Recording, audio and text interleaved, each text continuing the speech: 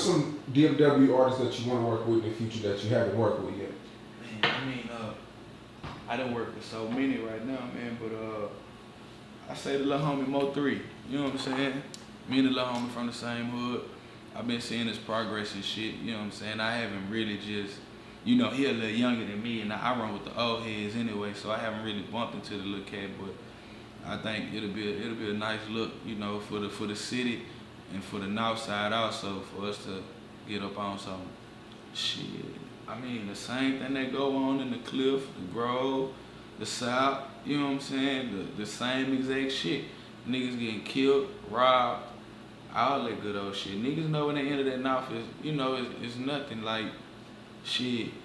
Just the other day it was 2 bodies found on Park Lane. A week before that it was a body found on Forest Lane, one of the little homies, you know what I'm saying? So it's just the same shit everywhere, man. I mean, niggas, you got the grinders, you got the robbers, you got the hustlers. I mean, it's same shit. It's same shit, man, different hood. Now, your future mixtape coming out, what are some features that we can expect you to do from? Oh man, I got some crazy features. I got some bum features that I never touched on, man. I got a feature with Trey. You know what I'm saying? I never touched. What else? Yeah, Gates. Me and Gates working. So, I mean, yeah, Turk. Shout out to Turk. Getting that in progress. Also getting the Gates in process along with the Turk. So it's just a lot of shit up. Also, I just got off the phone with my nigga White, so he cleared me on the jam that I got with him and Young Buck. So it's just a lot of out of the box shit. You know what I'm saying? Speak on the Ozone Awards. The Ozone Awards. Man, that shit was what year was that? Was it? Yeah, like that was 2009. 2009. I was nominated for the Texas Award and in them streets like normally, you know what I'm saying, and ended up getting locked up, had to miss the Ozone Awards, and I ended up winning. You know what I'm saying? The Texas patiently awaiting award, however the fuck they call it, but I ended up winning the shit, man. So that was a real good look. I mean, I wish I could have been there. My mother was there for me and shit. The homie Trey, shout out that nigga out, held me down while I was in there and shit. You know, I talked to the nigga while I was in jail and shit. So it was a nice look. And I fuck with JB, man. JB, if you see this shit, holla at your boy. You know what I'm saying? I fucks with the homegirl, man, real tough. When it's all said and done, why isn't Dallas so on like the Atlantas, the LAs, the New York, Chicago's, on a more mainstream level? I mean, because it's so much, I feel as if it's so much, Dallas is like, we're like crabs in a bucket, basically. No one wants to see the next person exceed or do better than what they're doing. And also, it's no loyalty here. There's no loyalty here. I mean, the next motherfucker can come into our city and get paid way more money, you know what I'm saying, and not even be as hot in the city as we are. But these promoters that are in our city expecting, because we're from here, that we'll take those bullshit ass $1,500, $1,000 shows when they get another motherfucker that's right from Louisiana or coming from here from Atlanta, they giving them 30, 40 bands. Just seen that last week. You know what I'm saying? Like, on some crazy shit. Like, say for instance, I mean, Cash. Cash has what?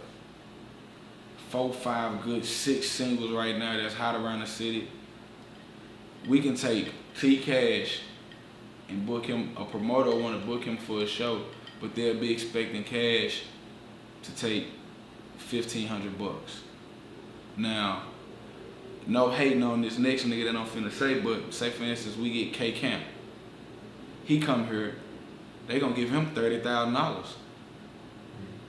You get what I'm saying? So it's really like, it's a fucking, I don't even know the word for it, but it's bullshit. It's bitch shit. You know what I'm saying? If they want the world to start portraying us as stars, then they have to start treating us that way. You know what I'm saying? Because ain't no way that we can go to Atlanta and, you know what I'm saying, they give K Camp a $2,000 show. He gonna get that same shit in the A. They gonna treat the nigga as a star to make it look and believe that the nigga's a star. You know what I'm saying? He gonna get that same love. It ain't gonna be no problems when he step into the club. He gonna get that bottle service and all that shit. They gonna create that look, you know what I'm saying, for the fans, for him to do that. For him to, you know what I'm saying, come back next month and sell out the club. They gonna create that look for him because they know how the game goes. Niggas ain't learned the game here yet. That's why we're still stuck behind. It's so many motherfuckers pointing the finger out here to where nobody's really checking themselves and checking, you know what I'm saying, the wrongs that they're doing for the bullshit that goes on in the city. Right. Now, when the Dougie was at its hottest peak, what city was it hotter in besides Dallas? The Dougie, man, that shit was hot everywhere, man. That shit was hot everywhere. I was getting fucking 100 to 110 spins a week in so many different cities. Like, if I show a motherfucker my catalog, they'll be amazed.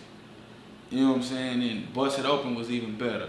I was fucking getting 110 spins a week with Bust It Open in Memphis, Atlanta, you know what I'm saying? Crazy ass cities like that. And it was for a minute. Like, it was a year later from when I dropped Bust It Open and still was getting that shit. And Dougie did even better. You know what I'm saying? So it was crazy. Billboard 20, yeah, on the Billboard 26 weeks. Bust It Open 32 weeks.